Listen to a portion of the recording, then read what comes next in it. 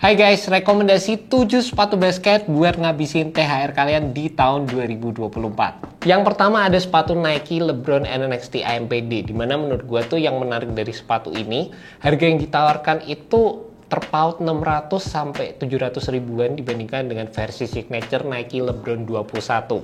Secara implementasi material emang bisa dibilang kayak lebih basic, secara implementasi foamnya juga bisa dibilang lebih firm, tapi dengan harga yang ditawarkan menurut gue tuh sepatu ini tetap dapat memberikan performance yang menurut gue cukup optimal dan bersaing dibandingkan dengan sepatu basket lainnya guys. Juga dari sisi cushioningnya yang membedakan itu cuma bagian foamnya aja, tapi kalian tetap akan mendapatkan fitur seperti zoom unit di area heel dan adanya zoom turbo di bagian depan sepatunya. Cara fitnya juga sepatu ini bisa dibilang tuh enak banget, dan nggak bisa dipungkiri juga versi LeBron NXT ini jadi salah satu sepatu LeBron favorit gue dibandingkan dengan versi signature lainnya juga guys. Selanjutnya ada sepatu Li-Ning JB2, dimana menurut gue sepatu ini tuh mengubah persepsi gue tentang brand Cina yang secara performance-nya itu biasa-biasa aja. Di sepatu ini menurut gue Li-Ning itu all out banget dalam perilisannya kali ini, dimana dari sisi teknologi, dari sisi fitur-fitur yang ditawarkan, ini juga menurut gue bener-bener all out dan di atas rata-rata guys.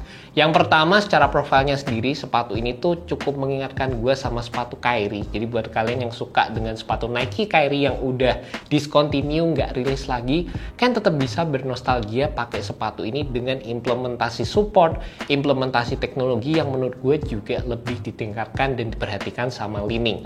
Dari sisi penggunaan materialnya, ini merupakan sepatu yang terbilang cukup ringan. Di bagian bawah sepatunya di sini juga ada implementasi dari carbon fiber plate yang ini juga berasa bener-bener smooth banget sewaktu kalian pakai, dan juga sepatu ini menggunakan boom cushioning system andalan dari Li-Ning juga guys. Selanjutnya ada sepatu Air Jordan 38, di mana menurut gue ini jadi salah satu sepatu Jordan yang memiliki improvement yang cukup jauh dibandingkan dengan dua rilisan versi sebelumnya. Yang cukup menarik juga untuk sepatu Air Jordan 38 kali ini, harganya tuh lagi di diskon gede-gedean gitu. Ada beberapa tempat yang kalau nggak salah denger tuh ada buy one get one juga untuk pembelian sepatu ini, dan menurut gue dengan adanya diskon yang ditawarkan juga, sepatu ini tuh kalian yang menang banyak guys, karena dari sisi teknologinya sepatu ini bisa dibilang di atas rata-rata banget. Ada penggunaan zoom stroble di bagian dalam dikombinasikan dengan Formula 23 foam, dan ada juga penggunaan implementasi X-Plate di bagian bawahnya yang ini berfungsi untuk memberikan kalian support dan juga berfungsi untuk memberikan smooth transition sewaktu kalian menggunakan sepatu ini.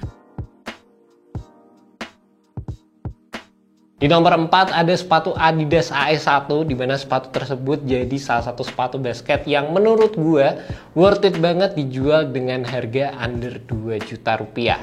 Salah satu sepatu yang secara desainnya juga asik, terinspirasi dari sepatu basket Adidasnya Yeezy yang kemarin sempat rame juga.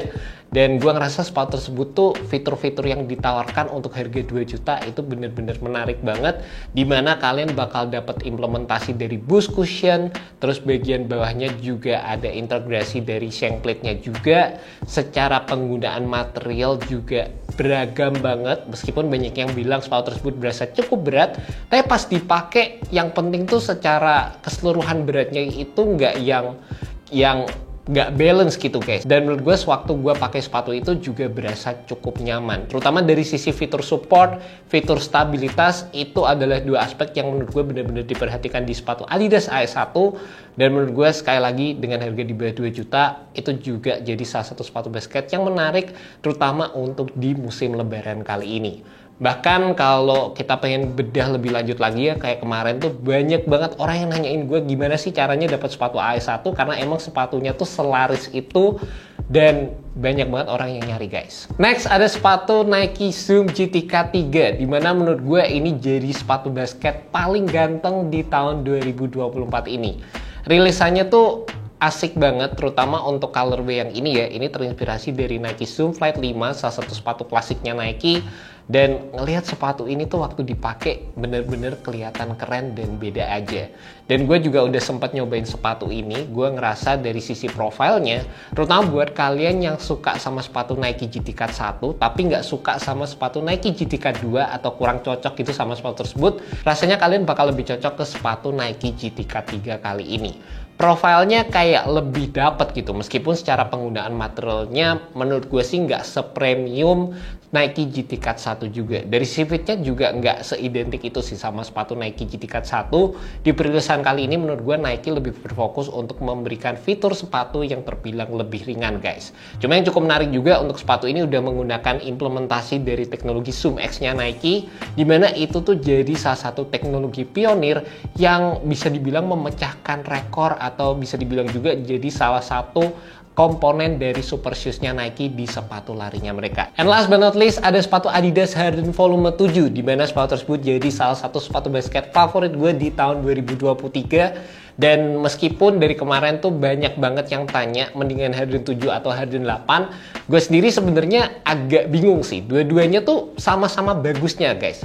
Harden 8 kalian akan ngedapetin improvement dari sisi cushioningnya dan juga dari sisi fitur supportnya itu kayak lebih dibikin lebih kuat lagi. Tapi untuk dibandingkan dengan sepatu Adidas Harden Volume 7, kedua fitur tersebut juga semuanya tetap berasa nyaman aja guys. Masih oke banget dan bersaing dengan sepatu-sepatu di rilisan zaman sekarang ini. Menurut gue sih nggak ada salahnya entah kalian pilih Adidas Harden Volume 8 atau Volume 7. Tapi buat gue sendiri kenapa gue ngerekomenin Harden Volume 7? Karena dari sisi traksinya sepatu tersebut punya build yang terbilang lebih tebal, jadi lebih aman kalau kalian menggunakan di lapangan basket outdoor. Dan juga dari sisi lengkungan di bagian depannya itu nggak sekaku Adidas Harden Volume 8. Jadi memang dari masing-masing sepatu tersebut ada plus minusnya, tapi kedua-duanya tetap jadi sepatu yang benar-benar performance-nya di atas rata-rata menurut gue, tergantung dari kalian guys. And that's about it guys, 7 rekomendasi sepatu basket terbaik untuk ngabisin THR kalian di tahun 2024. Semoga video ini bisa membantu kalian dalam menemukan sepatu basket yang cocok untuk kalian. Gue akuin di awal tahun 2024 ini banyak banget sepatu yang bisa gue bilang cukup berkesan, banyak banget yang bagus, jadi gue ngerekomendasinya juga gampang banget. Dan yang penting sih semoga video ini bisa bermanfaat aja guys. Thank you so much buat kalian yang nonton video kali ini. Thank you so much buat kalian yang nonton video kali ini. See you next video guys. Peace.